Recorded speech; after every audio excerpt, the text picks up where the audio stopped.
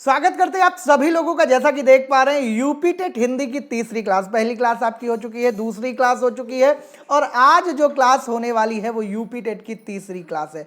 तो यहाँ पर जो बात होने वाली है आप देख पा रहे होंगे, हम आपको बताने चल रहे हैं क्या, हम आपको बताने चल रहे हैं संज्ञा के बारे में, क्योंकि इससे भी क्वेश्चन पूछा जाता है।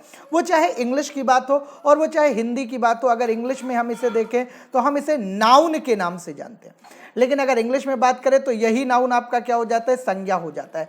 तो बेसिकली संज्ञा की अगर बात करें तो संज्ञा क्या है, नाम है, किसी भी चीज का नाम। देखिए यहां पर लिखा भी है, संज्ञा वह शब्द है जो किसी व्यक्ति, प्राणी, वस्तु, साधन, भाव आदि के नाम का बोध कराते। तो इतना बड़ी बात हम आपको नहीं बताते, हम आपको केवल एक बात बताते हैं, संज्ञा मतलब नाम, जिससे नाम का पता चले वो क्या है, वो मेरे दोस्त संज्ञा है। ठीक है, अब संज्ञा कितने प्रकार की होती है ये आगे हम बात करेंगे, लेकिन संज्ञा की पहचान दो तरीके से करते हैं, एक प्राणीवाचक, एक अप्राणीवाचक। प्राणी मतलब जिसमें जान, अप्राणी मतलब जिसमें जान नहीं है। जैसे लड़का, लड़के में भाई जान है, गाय जान है, शेर जान है, और टोटी, मकान, साइकिल, सेब, नदी इनमें नहीं है। तो एक प्राणीवाचक हो गया और एक अप्राणीवाचक हो गया। इसके अलावा क्या होता है, जिनको हम गिन पाते हैं और जिनको हम गिन नहीं पाते। तो गिन पाते तो उसे गणनीय कहा गया और जिसे नहीं गिन पाते उसे अगणनीय कहा गया। जैसे दूध,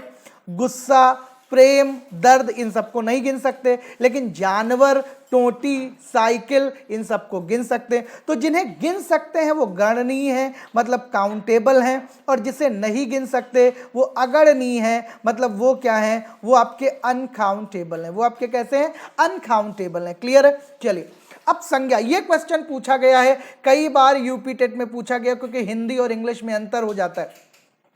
अगर हम हिंदी की बात करें तो हिंदी में संज्ञा के मुख्यतः 3 प्रकार हैं, लेकिन अगर हम इंग्लिश में बात करते तो ये 5 हो जाता। हिंदी में मुख्यतः कितने प्रकार हैं, 3 प्रकार हैं, और कई बार पूछा जा चुका है। हिंदी में संज्ञा के मुख्यतः 3 प्रकार हैं, व्यक्तिवाचक संज्ञा, जातिवाचक संज्ञा और भाववाचक संज्ञा। जातिवाचक संज्ञा में 2 और आएंगे, ठीक है, यहां पर जातिवाचक संज्ञा में 2 और आएंगे, द्रव्यवाचक संज्ञा और समूहवाचक संज्ञा। लेकिन जो एग्जाम में क्वेश्चन आता है वो पूछा जाता है मुख्यतः संज्ञा के कितने प्रकार हैं, तो आपको जवाब देना है 3 प्रकार हैं, व्यक्तिवाचक संज्ञा, जातिवाचक संज्ञा और भाववाचक संज्ञा। अब देखिए व्यक्तिवाचक संज्ञा क्या होती है, यानी प्रॉपर नाउन की हम बात कर रहे हैं। किसकी बात कर रहे हैं, प्रॉपर नाउन की बात कर रहे हैं। तो भाई व्यक्तिवाचक संज्ञा क्या होती, वह संज्ञा जिसमें व्यक्ति का नाम पता चले, वस्तु का नाम पता चले, स्थान का नाम पता चले, उसे व्यक्तिवाचक संज्ञा कहते हैं। जैसे हमने कहा अमर,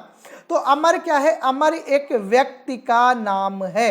अमर क्या है, व्यक्ति का नाम है। जैसे हमने कहा मनाली, जैसे हमने कहा दिल्ली, तो ये शहर के नाम है। तो जिससे व्यक्ति, वस्तु और स्थान के नाम का पता चलता है, दिल्ली एक स्थान का नाम भी हो सकता है, आगरा स्थान का नाम हो सकता है। ठीक है, अगर हमने क्या कहा, अगर हमने कहा कि भाई हमें क्या चाहिए, डेटॉल वाला साबुन चाहिए, तो डेटॉल वाला साबुन एक आपने नाम बोल दिया। ठीक है, तो ये आपके क्या है, व्यक्तिवाचक संज्ञा है, जिसमें व्यक्ति, वस्तु और स्थान के नाम का पता चलता है, वो व्यक्तिवाचक संज्ञा कहलाता है। जातिवाचक, जिसमें जाति का बोध होता है, वर्ग का, समूह के नाम का, जाति का बोध होता है। जैसे हमने कहा लड़का, तो लड़का की पूरी क्या हो गई, लड़का की पूरी क्या आ गई, जाति। लड़की, तो लड़की की पूरी क्या आ गई, लड़की की पूरी आ गई जाति, तो उसे जातिवाचक संज्ञा कहते हैं। संपूर्ण जाति, वर्ग, समूह के नाम को प्रकट करता है। जैसे लड़का, नदी, तो नदी में पूरी नदी आ गई, ठीक है, पूरी नदियां की बात हो गई। पर्वत, इनमें पूरे पर्वत की बात हो गई। ठीक है,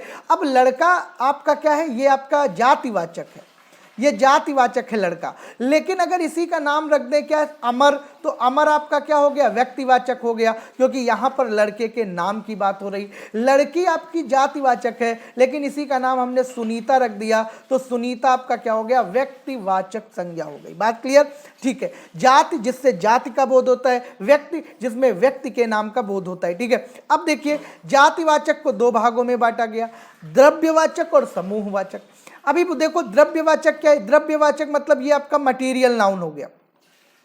जो किसी पदार्थ से बनता है, मतलब जिससे पदार्थ बने, खाने की चीजें, ठीक है, खाने की जो चीजें होंगी वो द्रव्यवाचक, पहनने वाली चीजें।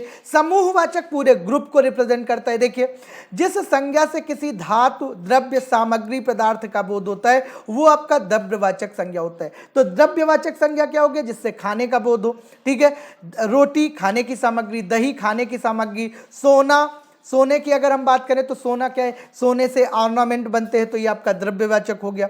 लेकिन कलेक्टिव नाउन जिसे हम क्या बोलते हैं? समूहवाचक संज्ञा बोलते हैं या समुच्चयवाचक संज्ञा, ये पूरे के पूरे क्या करता है? एक व्यक्ति का बोध नहीं कराता, पूरे समूह या समाज का बोध कराता है। जैसे सेना, अब तुमने कहा सेना आ रही तो मतलब एक आदमी नहीं आ रहा है, सेना का मतलब बहुत सारे लोग आ रहे हैं। जैसे पुलिस, पुलिस का मतलब एक आदमी नहीं, बहुत सारे लोग। जैसे हमने कहा क्लास, तो क्लास का मतलब एक सारे लोग नहीं, कई सारे लोग, ठीक है।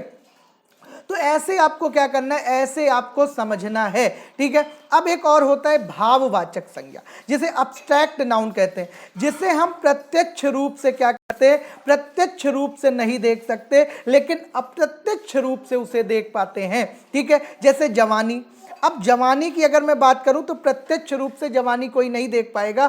हाँ, लड़का बड़ा हुआ तो कहोगे हाँ ये जवानी में है, ठीक है। मिठास, आपने खाया, मिठास को आप क्या कर सकते हो? फील कर सकते हो, जिसका आप क्या करते हो? अनुभव करते हो, और इसे आप क्या नहीं कर पाते? छू नहीं पाते। मोटापा अनुभव करते हो आप कि भाई आदमी मोटा हो गया, ठीक है।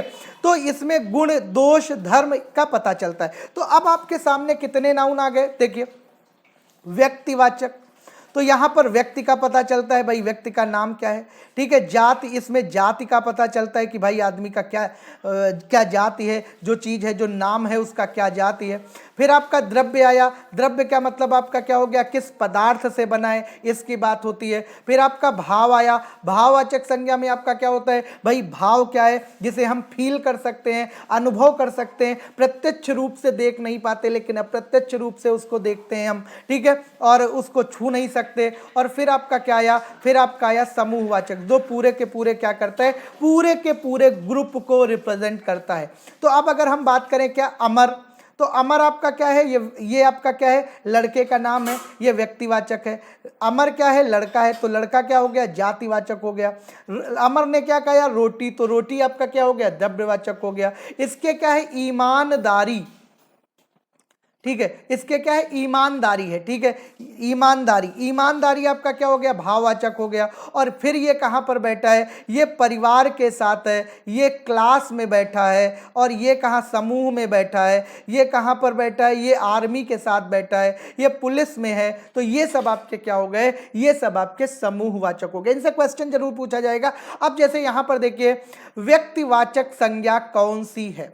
किस विकल्प में व्यक्तिवाचक संज्ञा है? वेद है, पुराण है, शास्त्र है, कि रामायण है? तो देखो, वेद कौन सा वेद पता नहीं चल रहा है, पुराण कौन सा पुराण पता नहीं चल रहा है, शास्त्र, क्योंकि देखो लड़का, लड़के का नाम हमने क्या रखा? लड़के का नाम हमने रखा अमर।